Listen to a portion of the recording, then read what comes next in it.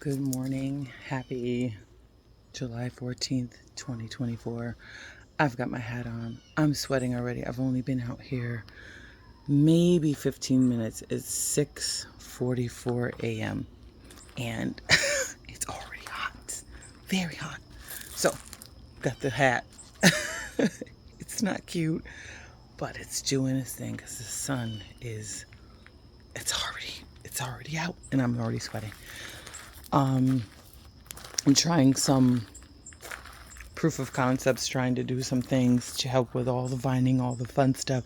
This is the benefit and the experience of a inexperience of a new gardener, someone who is in the trenches and trying to learn. So here's some of the things that we're coming up with in the garden, or we're going to test out. I'm not going to spend time doing, but I'm going to test out to see if it's going to be a fit for this garden. So I added I'm going to call it a teepee type trellis here. I just guided these up this trellis. I'm going to do the same thing for some other ones, but I'm just guiding them up so it's not all over the ground and then they don't choke themselves out.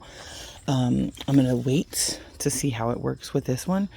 And if so, because these have more vines than these, I'm going to implement the same structure. All I did was right along the edge. Hopefully no roots or anything have been disturbed, but I just slid it right down. I didn't feel any obstruction, just right down the sides. So that's what I'm doing there. As you see, my pumpkin plant is just completely having a ball. So I have to find some means to get that under control. I just noticed one of the leaves looks like it kind of burnt up, but yeah, so that's what I'm doing over here, giving that a go. So far so good with this trellis here. It's not down, it's holding up, things are vining up it as I expected it to.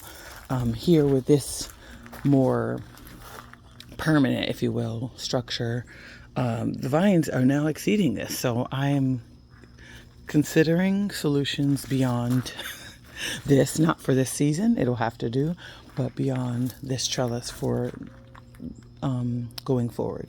I even put a bamboo stake over here just for some that weren't a part of the trellis to try to have something for these vines to go up. It's certainly not tall enough, but I may switch it out with some new bamboo stakes that I just got. So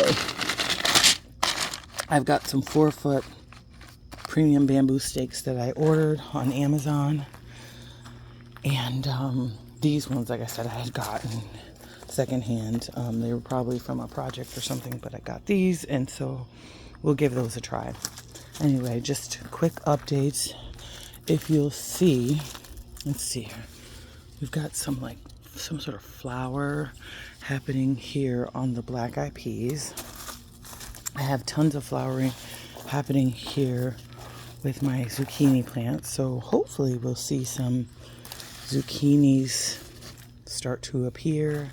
The pollinators, the bees and such, have been out doing their job, and I am so thankful and appreciative for an environment that they want to come and hang out in. So again, here's the structure. I did see, look at this, these are pea pods. I mean, I'm excited. Like, that was just exciting for me because I surely thought these were goners, but they're here. And I've got, look at this one, has 2 peas on it. So I'm excited for that, leaving those alone. We've got some peas here, different kinds. Peas here. Those are potatoes that I grew, started, I believe, last week. Something I am working on, I just picked up 5-gallon food grade buckets from Walmart. And what the plan is for these in August, they will be carrots. I didn't want to take up an entire raised bed garden for the carrots. So these will be carrots. So yes, that is what's going on here. I took my slips. They took a beating yesterday because it was sure enough hot. But I took my slips yesterday and I put them in the ground yesterday afternoon. The poor things, some of them you'll see that kind of fried, but the strong ones are looking amazing. I watered them down good. You'll see the soil looks very moist. I added in, yeah, see some of them got really burnt up. But that happened with those. So I'm not too concerned, because as long as it has a root, and they'll grow new leaves, as well as the strong ones will really survive. So I put enough in there. I'm not super concerned. This one looks like it's just killed, but you see some of them here died, but then the rest of them were really thriving. So I should have shown it on camera. I didn't. There was a lot going on, and I was like, you know what? Let's just get them in the ground. So we'll see how that goes. Let's see. I've got bees a buzzing. I've got some peas here. These are potatoes that I had planted already. So again, those will just, nope, these are not potatoes. Yes, they are. They're potatoes, sorry.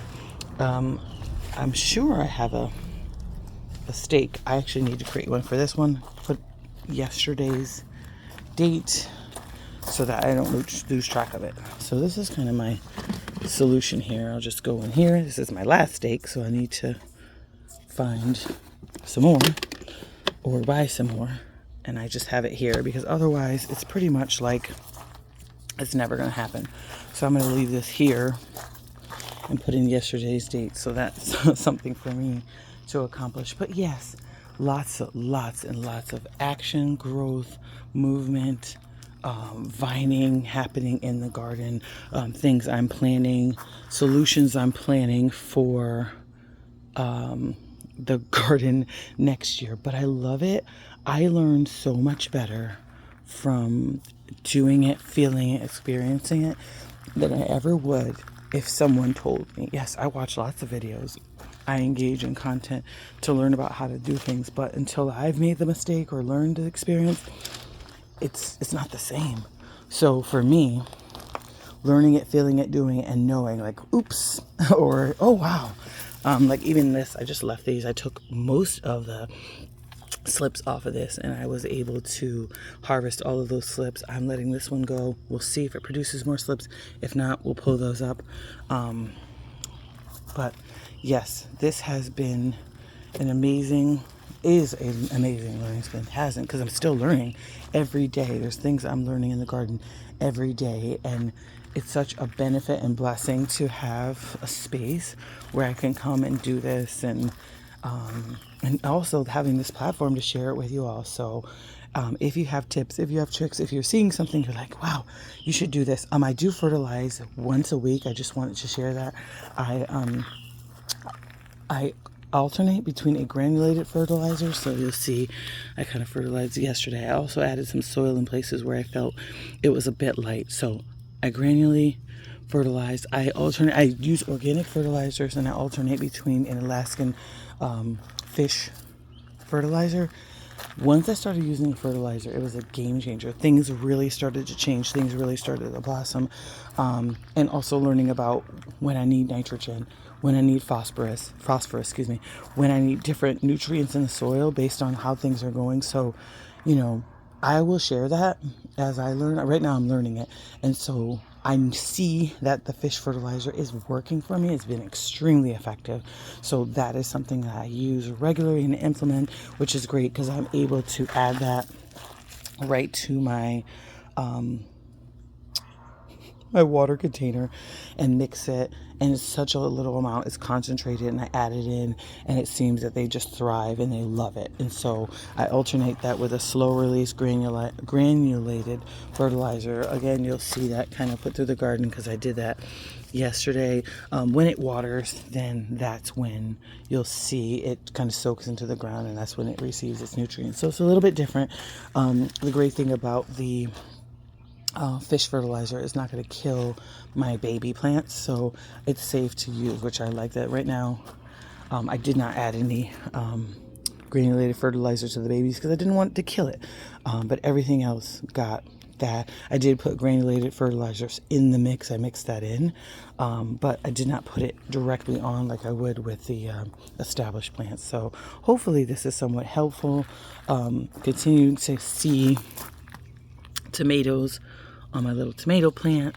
I harvest this regularly, so it kind of looks bald right now because I get it. I get like one or two, so I don't share it. I do have I think I saw it yesterday, a small jalapeno. Where is it? Oh, here it is. A small jalapeno that showed up, so that's a great sign. I've seen a few flowers, show up on here, so this is good. This plant is still able to produce. I love that. I have another jalapeno plant over here. Hopefully this one will still to produce. If not, it's okay. I really enjoy having this kind of split 3 container. Super awesome. But yeah, I'm getting ready to get out of the garden, get back in the house. I've already showered. I may need to shower again because I am literally, I'm covered, I'm covered in sweat. It is hot out here, very hot. So, so these plants need a drink. It's really hot in the Midlands. We've been dealing with almost 100-degree temperatures every day for weeks. So I'm trying to make sure that my plants thrive, survive. I think they are. I think my garden looks really green, really healthy, really cared for. So thank you for all of the new subscribers, those that are commenting, those that are sharing tips. I really appreciate it. I hope you have time to spend in your garden today. Thanks. Bye now.